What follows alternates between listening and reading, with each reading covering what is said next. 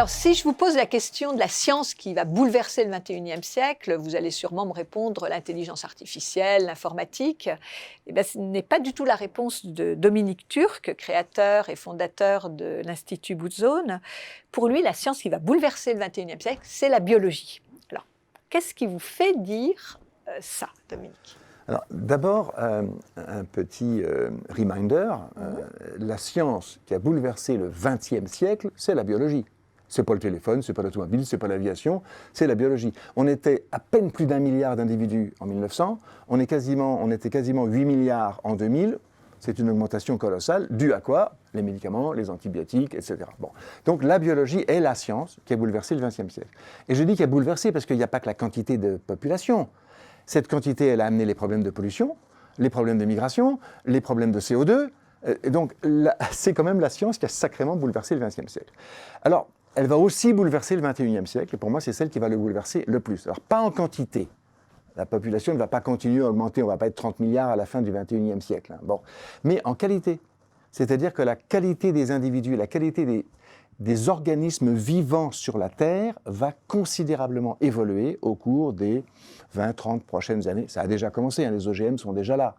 Mais ça va être de plus en plus accéléré au cours des prochaines années. Donc oui, c'est la technologie qui va changer le XXIe siècle. Donc la science et la technologie issues de la biologie, mais pas la biologie. On est au-delà de la biologie, on est sur une biologie augmentée avec... Oui, alors oui. On parle d'épigénétique. Ce qui se passe, c'est que depuis 2000, on a fait des progrès considérables dans le décodage du génome. Donc maintenant, on comprend à peu près comment est structuré le génome humain, mais pas seulement. Les chromosomes, on les trouve partout. Donc on a maintenant des analyses pour beaucoup d'êtres vivants et on travaille dessus. Alors qu'est-ce qui se passe en fait en génétique et en épigénétique ? Il y a 3 grands mouvements.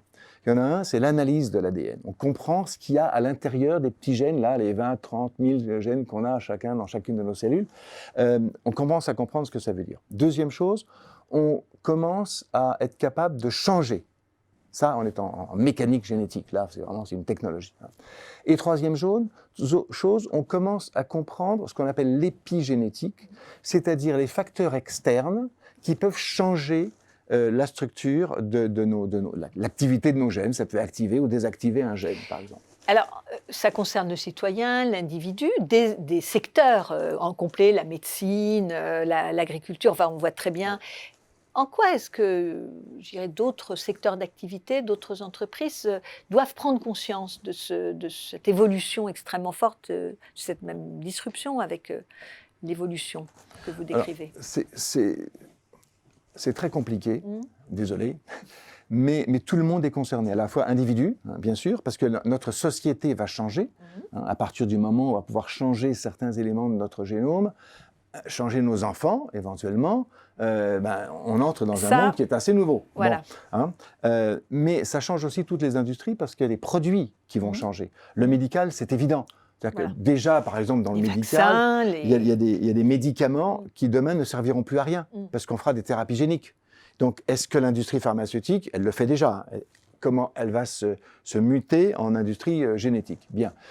Mais si vous êtes dans l'alimentation, aujourd'hui, la plupart des produits alimentaires risquent d'être modifiés. L'OGM d'hier, sur lequel on a eu quelques manifs, c'est pipeau par rapport à ce qui va arriver. Donc, on a beaucoup plus de modifications génétiques qui arrivent. Au niveau humain, en capital humain, si on commence à bien analyser le génome des individus, on commence à voir des choses. Un exemple très simple en RH, si j'ai l'analyse génétique des gens que je recrute, je sais que certains vont être plus malades que d'autres. Qu'est-ce que je fais ? Je les embauche ou je les embauche pas ? Si je les embauche, je leur donne un système de sécurité sociale plus approprié à leur génome, d'accord ? Ou bien je leur demande de se comporter d'une certaine façon parce qu'ils sont fragiles à tel ou tel facteur extérieur, épigénétique. Et toi, mon vieux, si tu fumes, tu es à peu près sûr d'avoir un cancer, donc tu fumes pas et je surveille le fait que tu fumes pas. Vous voyez qu'on entre dans des logiques, en RH, c'est même beaucoup plus compliqué que ça et beaucoup plus pervers, malheureusement. On entre dans des logiques complètement nouvelles pour tout le monde.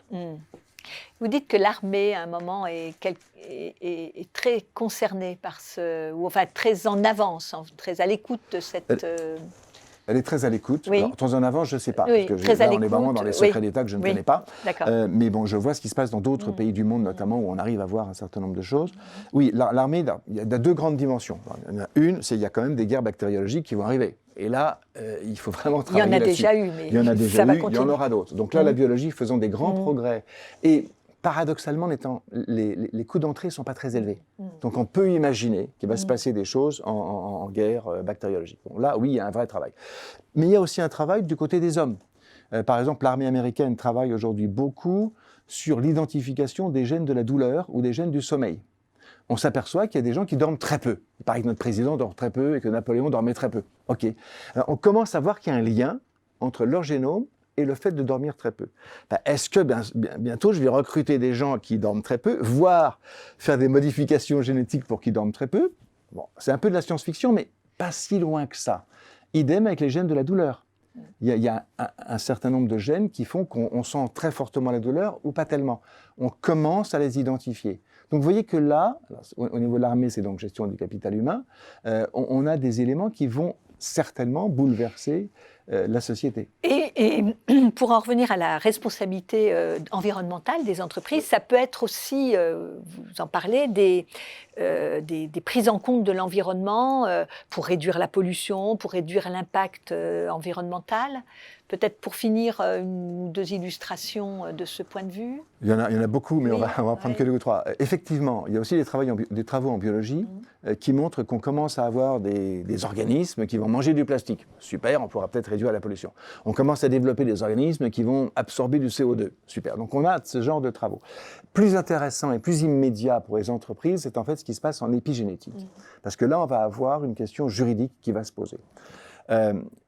Aujourd'hui, pour dire qu'un produit est dangereux, voire cancérigène, on s'appuie sur des analyses statistiques. C'est-à-dire, parmi les gens qui ont été exposés à telle molécule, il y en a plus qui ont le cancer que parmi ceux qui n'ont pas été exposés. C'est statistique.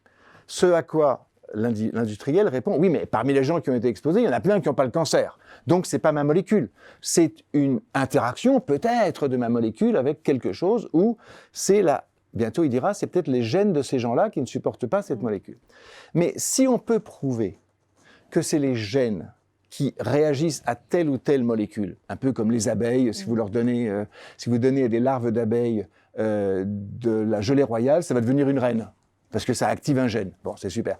Si scientifiquement on peut prouver que telle molécule crée telle mutation dans tel gène et que donc ça vous donne un cancer, attention, la responsabilité, elle est complètement différente. Elle n'est plus statistique, elle est scientifique sur un gène. Donc il faudrait que le fabricant dise « Ah bon, vous pouvez mettre ce rouge à lèvres qui a tel composant, mais pas vous si vous avez telle composition génétique. » Vous vous rendez compte un peu les enjeux qu'on va avoir avec ça? Donc en fait, si j'essaye de conclure, c'est des enjeux de responsabilité, des enjeux éthiques, des enjeux environnementaux. Et ce qui est intéressant, c'est que ça concerne vraiment tous les secteurs d'activité et pas seulement des secteurs comme la médecine ou la biologie. Tous les secteurs. Si vous fabriquez des rouges à lèvres, vous êtes concerné. Si vous fabriquez des produits agrochimiques pour l'agriculteur, vous êtes sacrément concerné, etc., etc. Merci Dominique de cet éclairage. Merci.